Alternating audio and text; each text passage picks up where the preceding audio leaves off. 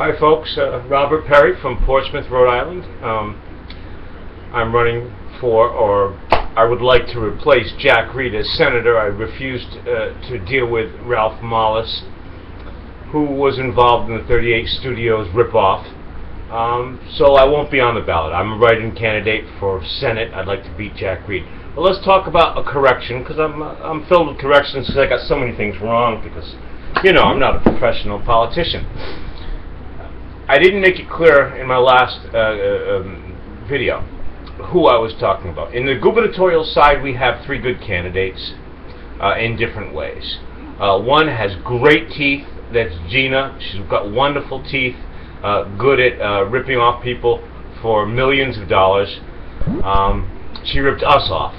She gave $2 million to Wall Street, took a $500,000 contribution from Wall Street and spent it on those great toothpaste commercials. And then we've got Pell, who's a great guy, who's using his grandfather's name to try to convince us that he'd be a good governor, based on that alone. Angel Tavares, on the other hand, ran a city, stole nothing from no one, and is not a multimillionaire. He's one of us. He's a regular guy. We'll be able to deal with him. And we'll have to. We need a $15 minimum wage. We need to legalize marijuana. We need to put policemen, or rather put cameras on every cop. There's cameras on every cop. Very simple thing. That's the gubernatorial side. You guys decide what you're going to do on that. That takes a lot of voters. I'm only one vote. Then there's the question of treasurer, where we have Caprio, okay, which is one of the Caprio brothers. It kind of doesn't matter which one. Okay, one brother is trying to be treasurer, and the other brother just stole a contract. I say stole because nobody in the General Assembly should do business with the state. It's a well-known law. It's a rule within the Assembly. It becomes a law on that basis. He broke that law, and his brother knew about it. I mean, we're not fools. Okay, you know what your brother's doing. Okay, so there's Caprio, who ripped us off again. All right, even though the last time he was treasurer, he lost his job basically because he set up a system where there were buybacks or paybacks, so that he gave contracts to people that gave him contributions. So that's again a thief versus someone who's experienced and not a thief. So we give Mr. Magaziner a chance, I think, and I think we give Angel a chance. We have a few more to go over after that. The mistake I've made in the past is that I was. Well, it's not that I was afraid. I mean, I don't think that Mr. Cianci's going to have any cops holding me down and burning me with a cigar like he did when he was mayor the first time, which is why he shouldn't be mayor, because he was a criminal. Not the kind of criminal like he, shoplifted a candy bar. He burned somebody with a cigar. That's not only assault, but that's assault under color of authority. That's the kind of things we can't put up with in this state. Anyhow, it's Labor Day weekend. Not a lot of people are listening. The reason I call this a correction is because what I've done is I've kind of held back. Because they're going to try something dirty. You know that if you start to tell the truth in this state, you're supposed to start looking over your shoulder. I'm not looking over my shoulder. I don't care what they do to me. I'm going to tell you folks the truth. We've got about 10 days, a little more than 10 days before the primary.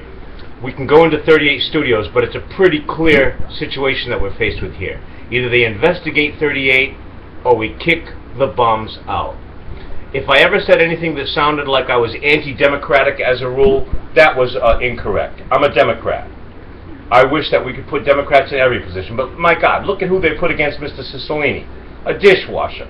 You telling me they didn't set this kid up to fail? I'm not saying he won't be good in the future, but he doesn't have the background. They didn't bring anybody in with the background. They wouldn't allow anybody in with the background. They intimidate people. They're playing mafia. It's as though the mafia moved from Federal Hill to Smith Hill. Let's straighten that out, folks. It's early in the process. When I talk to you over the next 10 days, I will speak clearly, more clearly, I think, than I have been. I will set up one candidate versus another and give you my opinion. You folks get to decide. As far as Jack Reed, my reasons for wanting to replace Jack Reed are pretty clear. The one that sticks in my craw right now is we sent young men to Iraq as target practice. We put them there to get shot at so that it would make the American public mad to get behind the military-industrial complex's idea of making a new war, because that's what they want, is war. I will fight every day.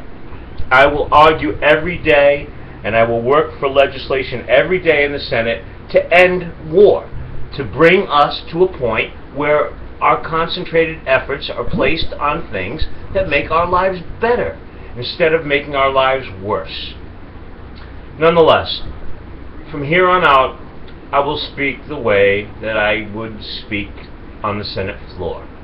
No more dancing around, no more puppets. I'm going to give you my opinion.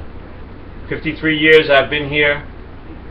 Maybe 30 of those I was grown up enough to learn something about the way the state runs. I know how the state runs. You know how the state runs. I'm going to lay it out as clear as I can. Right now it's Labor Day weekend. Let's let it all go. After the weekend's over, I'm going to spend every day, at least once a day, setting up one race after another, giving you folks my impression, giving you folks the history that I can remember of each of the candidates, and then we all get to decide. That's the Democratic primary, of course, because generally, of course, as grown-ups, as Democrats, we set up the ballot that generally is the ballot that wins, the Democratic ballot. So let's be responsible, and over approximately the next 10 days, let's take a good look at this. I'm going to set it up for you. I'm going to tee it up. I told you what I think of the gubernatorial candidates. The treasurer is pretty clear. We'll take another one tomorrow, or let's wait until Tuesday, after Labor Day. Any breaking news over the weekend, maybe Sunday, I'll be screaming my head off, but talking about our local races, we'll start Tuesday. We'll go one after another. I'll tell you the history. You folks get to decide. Thanks for listening. Let's do it, guys. Let's make this state better. We can do it together.